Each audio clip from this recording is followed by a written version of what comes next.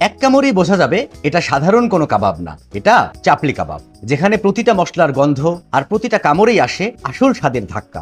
এই ভিডিওতে দেখাবো কিভাবে বানাবেন রোড সাইড ফ্লেভার একদম ঘরের কিচেনে, শুরু থেকে শেষ পর্যন্ত। মিস করলে মজা মিস করবেন। চপচপ করে পেঁয়াজ, গরম গরম মশলার ঘ্রাণ আর সিজেল করে ভাজা কিমা, এটাই হলো আসল চাপলি কাবাবের শুরু। এই কাবাবে আছে এমন এক জাদু যা একবার মুখে পড়লেই মেজাজই বদলে যাবে। বাইরে থেকে একদম ক্রিস্পি, ভেতরে রসালো আর ঝালঝাল, আর যখন সেটা গরম তেলে ছেড়ে দিবেন সেই সাউন্ডটা, সেই ঘ্রাণটা, আহ! আজকে দেখাবো কিভাবে একদম সহজ উপায়ে আপনার ঘরের কিচেনে তৈরি করতে পারেন এই আফগান পাকিস্তানি স্টাইলের মজাদার চাপলি কাবাব। কাবাবের জন্য প্রথমেই আমাদের প্রয়োজন হবে 800 গ্রাম হাড় ছাড়া গরুর মাংস। মাংসগুলো ধুয়ে খুব ভালোভাবে সম্পূর্ণ পানি ঝরিয়ে নিতে হবে। এরপর একটি কিমা মেশিনের সাহায্যে মাংসগুলোকে আমরা কিমা করে নেব।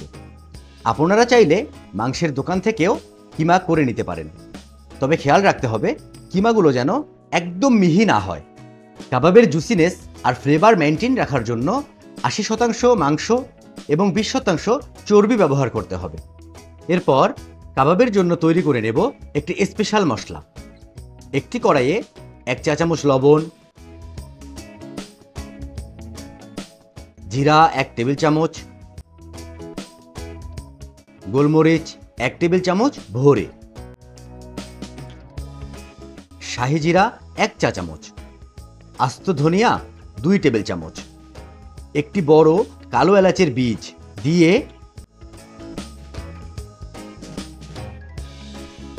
লো হিটে কিছুক্ষণ ভেজে নেব। মশলাগুলো থেকে কিছু ঘ্রাণ আসা মাত্রই আমরা চুলা বন্ধ করে দেব। মশলাগুলো বেশি ভাজা যাবে না। ঠান্ডা হবার পর মশলাগুলো আধা ভাঙা করে কুটে নেব।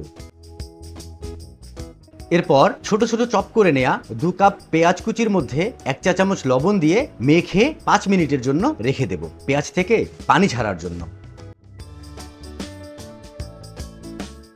এবারে মাংসের কিমার মধ্যে লবণ দিয়ে মেখে রাখা পেঁয়াজগুলো চিপে চিপে পানি আলাদা করে দিয়ে দেব।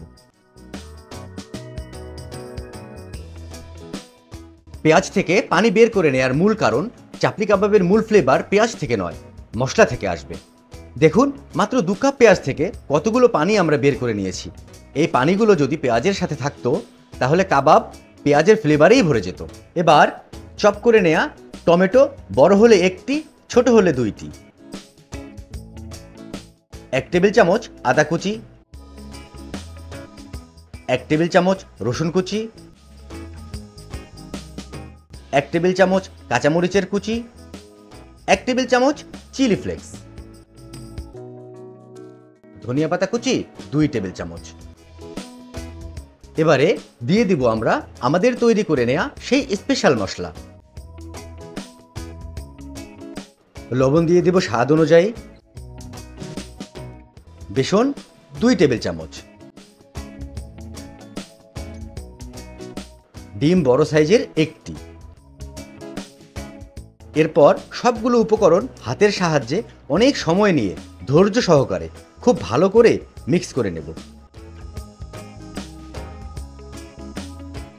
এই প্রসেসটি হাতের সাহায্যে করা খুবই গুরুত্বপূর্ণ, কারণ সব উপকরণের ফ্লেভার মাংসের সাথে মিশে যাবে এবং বাইন্ডিংয়ে হেল্প করবে। মিক্সিংয়ের মাঝ পর্যায়ে 1/4 চা চামচ আজওয়াইন হাতের তালুতে একটু ডলে নিয়ে দিয়ে দেব।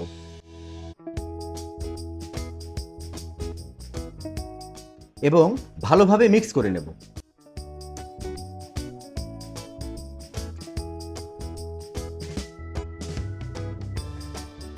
এবার 2 হাতের তালুতে সামান্য তেল মেখে কাবাবের শেপ দিয়ে নেব।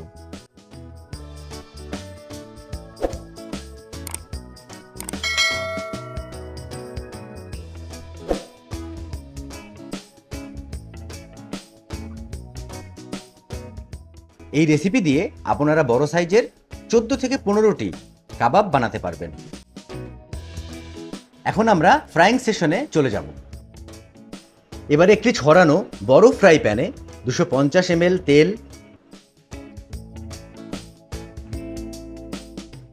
2 টেবিল চামচ ঘি দিয়ে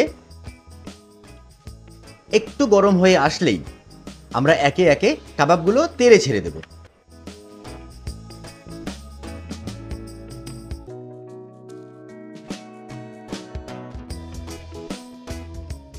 এবং মিডিয়াম হিটে বারবার উল্টে পাল্টে ভেজে নেব।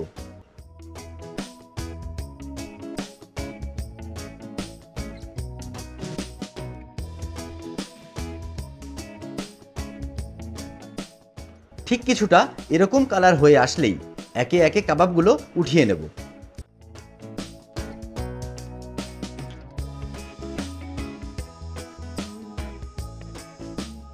তৈরি হয়ে গেল ঝাল ঝাল মশলাদার, বাহিরে ক্রিস্পি, ভেতরে জুসি চাপলি কাবাব। তো বন্ধুরা, কেমন লাগলো আজকের এই চাপলি কাবাব রেসিপি?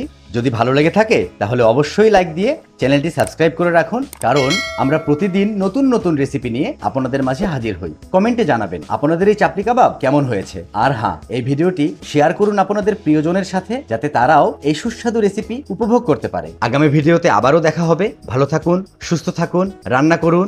ধন্যবাদ।